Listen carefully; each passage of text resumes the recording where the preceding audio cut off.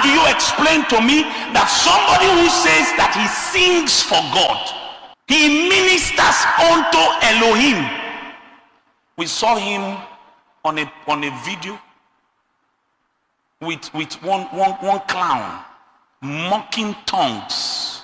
Ebuka Songs faces backlash for Twitch worship session with Peller. Controversy sparks mixed reactions from clergy and Christians. Onlin. While some leaders call out the gospel artist for spiritual recklessness, others, including Apostle Johnson Suleman, urge for understanding, unity, and intercession, emphasizing the need for soul winning over public shaming. Gospel artist Ebuka Songs is at the center of online debate following his recent appearance on popular Twitch streamer Peller's live session. During the broadcast, Ebuka led a worship session, singing some of his well-known songs. However, controversy erupted when Peller playfully mimicked speaking in tongues and sang the lyrics inaccurately, behavior that many viewers found irreverent. Several prominent voices in the Christian community, including evangelist Kizina and Apostle Johnson, have openly criticized Ebuka for what they deemed a serious lapse in spiritual judgment. They argue that by participating in such an unserious setting, Ebuka may have undermined the sanctity of worship and the power behind the songs he's known for. Apostle Johnson was especially vocal, suggesting that the Twitch moment was a misrepresentation of spiritual realities, and questioned why Ebuka would permit the sacred to be diluted before an audience that may not understand or respect its depth. He further cited past warnings and prophetic words that came to caution Ebuka after he ministered at an event, and the apostle followed up next to go minister and then realized how dry the atmosphere was. Online, the backlash grew stronger, with citizens demanding clarity on who Ebuka's spiritual authority or covering is, asking that such a leader step in and call him to order. One ex-user posted, "We want to know who Ebuka's father in the Lord is. Because this can't continue. We must protect the altar." However, not all responses were critical. A significant number of users rose to Ebuka's defense, labeling the outrage as overly judgmental. These defenders reminded others that even Jesus sat and dined with sinners, not to endorse their ways, but to influence them with the truth.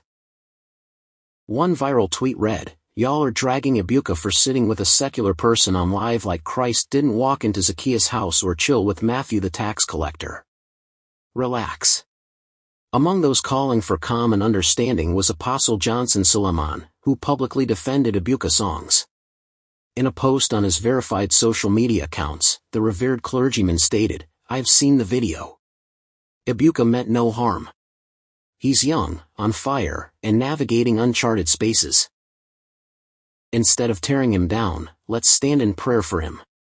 We need such bold moves to be backed with power." Ebuka himself has since responded to the criticism with a calm but heartfelt message, "I appreciate the corrections from fathers and voices I respect. However, I won't allow myself to go down like how other mentors have died and gone down by the criticisms of other so-called men of God. I am a young boy in my early 20s, I have time. I could have chosen to live my life how I wanted but decide to follow Jesus. What were you doing when you were my age? You were an occultist and sinner. My intent was never to desecrate what is sacred but to be a light in a dark place. I believe in correction and I remain open to being groomed for greater impact. Pray for me." This incident serves as a timely reminder that while discernment and spiritual sensitivity are key, so too is the need for grace, mentorship, and perspective. Like Apostle Paul said in 1 Corinthians 9 verse 22, "I have become all things to all men, that I might by all means save some." The aim should never be to compromise the gospel but to advance it, even if it means stepping into uncomfortable or unconventional spaces. The Christian community must resist the urge to cast stones and instead channel that passion into intercession. Imagine if the next time Ebuka or any gospel voice joins such a platform, the tangible power of God breaks through so strongly that both the celebrity and their fanbase are impacted for eternity. In moments like this, neither the victim nor the critic is entirely wrong. But what matters most is how we respond, with truth, in love, and with a heart for winning souls. Thanks so much for listening. If you are new, please help us by subscribing to our channel so as not to miss our other interesting videos coming up next.